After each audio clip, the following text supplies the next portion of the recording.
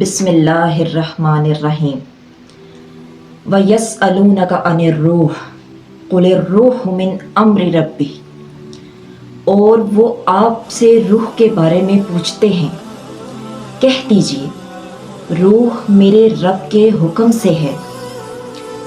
یا ایتھا النفس المطمئنہ ارجعی الی ربک راضیۃ مرضیہ، اے اطمینان پانے والی روح، اپنے رب کی طرف لوٹ آ، اس حال میں کہ تو اس سے راضی ہے اور وہ تجھ سے راضی ہے۔ انسان کا جسم نظر آتا ہے لیکن روح نظر نہیں آتی، پھر بھی سب کچھ اسی سے ہے۔ روح کا سفر اس دنیا سے شروع نہیں ہوتا اور اس دنیا پر ختم بھی نہیں ہوتا۔ اللہ تعالیٰ نے جب انسان کا جسم بنایا تو اس میں اپنی طرف سے روح پھونکی۔ قرآن بتاتا ہے کہ روح اللہ کا حکم ہے اور اس کا علم انسان کو بہت کم دیا گیا ہے، اس لیے روح صرف ایک چیز نہیں، اللہ کی امانت ہے۔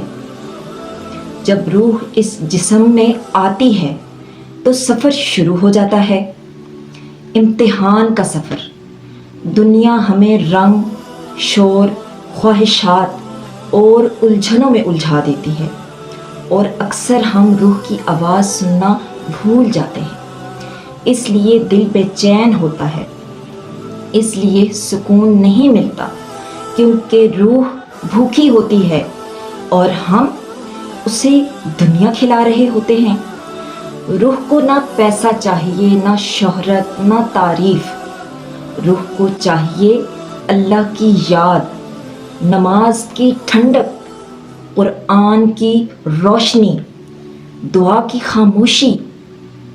جب بندہ سجدے میں جاتا ہے تو روح اپنے اصل گھر کے قریب ہو جاتی ہے، اس لیے نماز کے بعد دل ہلکا محسوس ہوتا ہے۔ ہر گناہ روح پر بوجھ بن جاتا ہے اور ہر توبہ روح کو ہلکا کر دیتی ہے۔ روح گندی نہیں ہوتی لیکن زخمی ہو جاتی ہے، اور اللہ ٹوٹی ہوئی روحوں کو بہت پسند کرتا ہے جب وہ اس کی طرف پلٹ آتی ہیں۔